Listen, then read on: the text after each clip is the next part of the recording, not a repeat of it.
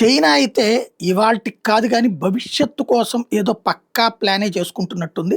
భారీగా ఆయుధ సమీకరణ మీద దృష్టి సారిస్తుంది. ఒకటి స్వయం సమృద్ధి. ఆయిల్ ఇప్పుడు విపరీతమైనటువంటి రేట్లు ప్లస్ ఇదే విపరీతమైనటువంటి కొనుగోలు చేసి రిజర్వ్స్ పెట్టుకుంటోంది. ఇంకో పక్కన ఆహార ధాన్యాల పెంపుదల చేసుకుంటోంది. అట్లాగే ఆదాయ వనరుల పెంపుదల చేసుకుంటోంది.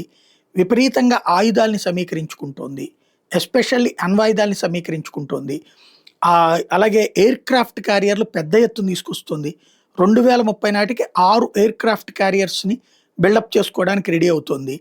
ఓవరాల్‌గా చూస్తే ఆహ్, వివిధ దేశాల ఒత్తిడి భవిష్యత్తులో ఉంటుందని ప్లాన్ చేసుకుని దానికి తగ్గట్టుగా చైనా పెద్ద ఎత్తునే యుద్ధానికి సిద్ధమవుతోంది అన్నటువంటి వాదనైతే ఉంది గానీ, ఒక పెద్ద దేశం మీద ఇంతవరకు జరిగిన ఏ యుద్ధంలో కూడా పెద్ద దేశాల మీద యుద్ధం జరగలేదు.